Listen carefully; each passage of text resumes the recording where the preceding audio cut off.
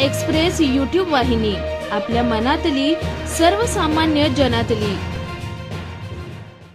मध्य रेल्वे आणि राज्य सरकार यांच्या दळभद्री कारभाराचा निषेध म्हणून आगामी लोकसभा मतदानावर बहिष्कार टाकण्याचे कल्याण कसारा कर्जत रेल्वे प्रवासी संघटनेचे नागरिकांना जाहीर आवाहन। कल्याण ते कसारा व कल्याण ते कर्जत या मार्गांवर दिवसेंदिवस सिमेंटची जंगलं वाढत आहेत। सगळे नियम धाब्यावर बसवून गृह प्रकल्पांना राज्य सरकार परवानगी देत आहेत। त्यामुळे या दोन्ही मार्गांवर लोकसंख्येचा फुगली आहे। पाणी, वीज, रस्ते, रेल्वे दळणवळण यावर त्याचा ताण येतोय। मात्र सरकार यात आपल्या तिजोऱ्या भरत आहे व आपल्या मर्जीतील बिल्डर व कंत्राटदार लॉबीचे उखळही पांढरे करतायत।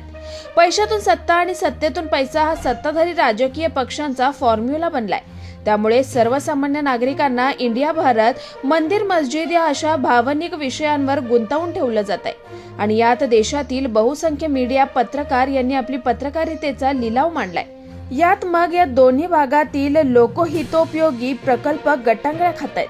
केवळ मतदारांना भुलवण्याकरिता आपल्या सत्तेच्या काळात मोठ्या मोठ्या प्रकल्पांच्या घोषणा करायच्या आणि काही बिकाऊ मीडियाला हाताशी धरून त्याची जाहिरातबाजी करायची। मग तो प्रत्यक्षात सुरू व्हायला नकटीचे लग्न 1700 विघ्न याप्रमाणे विघ्न पुढे करायचे। केवळ आपण या भागातील दळणवळणाचे प्रमुख साधन रेल्वेचा विचार केला तर कल्याण ते कसारा व कल्याण ते कर्जत भागातील लोकल रेल्वे प्रवास म्हणजे गुरढोर कोंबावी तसे माणसांचा त्यात दैनंदिन प्रवास सुरू आहे। यात अपघात, गुन्हेगारी वाढते ते वेगळे। कल्याण ते कसारा मार्गिकेचा विचार केला तर ब्रिटिशकालीन या मार्गावर दुहेरी रेल्वे मार्गिका आहे। म्हणजे ब्रिटिश जाऊन 76 वर्ष होऊन गेली तरीही येथे अद्याप रेल्वे वाहतुकाकरिता तिसरा रेल्वे रुळ प्रत्यक्षात आलेला नाही। या 67.35 किलोमीटर तिसऱ्या रुळाची घोषणा 2011 साली झाली। मात्र प्रत्यक्षात कामाला सुरुवात झाली ती 2016 मध्ये। या मार्गिकेवर 792 कोटी निधीचा खर्च जाहीर झाला। मात्र 2024 मध्ये अद्यापही एकूण 49.23 हेक्टर जमीन अधिग्रहणापैकी केवळ 35.96 हेक्टर जमिनीचे हस्तांतरण प्रक्रिया पूर्ण झाली आहे। म्हणजे अद्याप 27% जमीन अधिग्रहणाचा तिढा कायम आहे। यात सरकारी आणि खाजगी जमीन या दोघांचाही समावेश आहे। जितकी वर्ष या प्रकल्पाला लागतील तितक्या प्रमाणात या प्रकल्प किमतीत वाढ होणार म्हणजे सामान्य जनतेच्या करातील कोट्यवधी रुपयांचा यात चुराडा होणार असा आरोप कल्याण कसारा कर्जत रेल्वे प्रवासी संघटनेचे ज्येष्ठ सल्लागार टिटवाळ्याचे विवेकानंद कानेटकर यांनी संताप व्यक्त केलाय। खाजगी जमीन हस्तांतरणात मध्य रेल्वे व राज्य सरकार यांच्यात समन्वय नाही।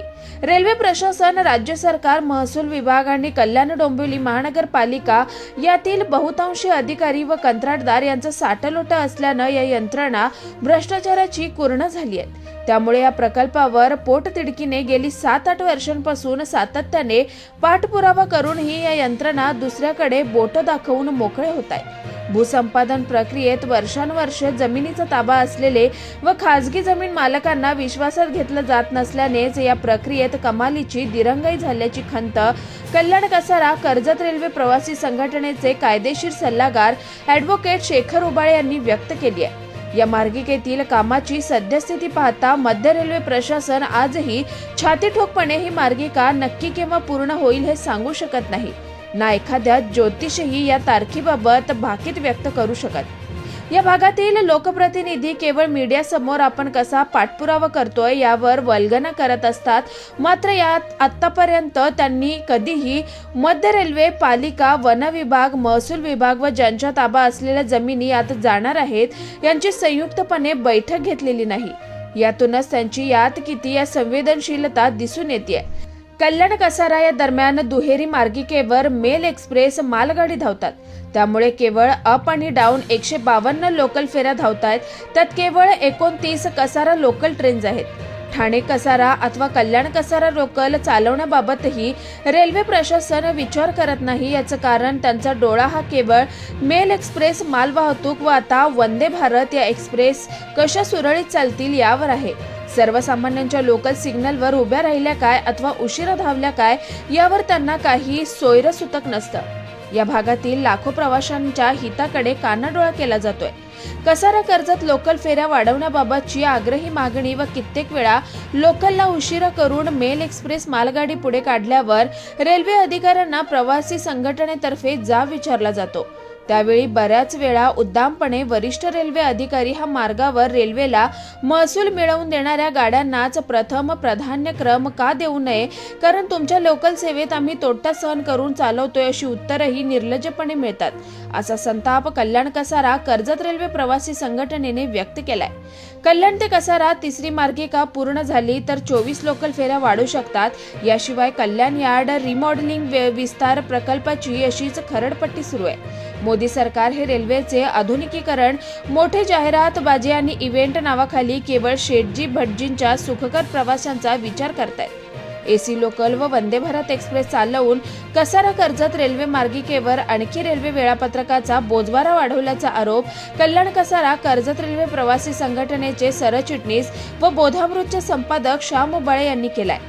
जुमलेबाजी, फसव्या घोषणा, राजकारणाचा झालेला चिखल, विरोधी पक्षांची संतापलेली अविश्वासार्हता, सत्तेतील राजकारण्यांपुढे लाचार झालेली नोकरशाही, लोकशाहीचे चारही स्तंभ निस्तनाभूत झाल्याचं देशात चित्र आहे आणि एक अघोषित हुकुमशाही सदृश परिस्थिती आहे।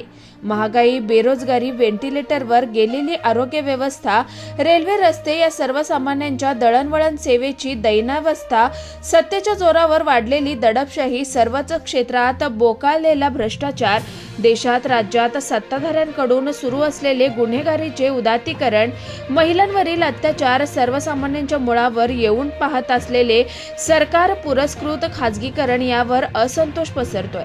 निवडून दिलेला लोकप्रतिनिधी स्वतःच्या, आपली पत्नी, आपल्या मुलांचं राजकारण भविष्य, आपल्या भ्रष्टाचाराला अभय मिळवण्याकरिता राजकीय सौदेबाजी करण्यातच गुंग आहेत। निवडून देणाऱ्या जनतेच्या लोकभावनेची त्याला अजिबात कदर नाही।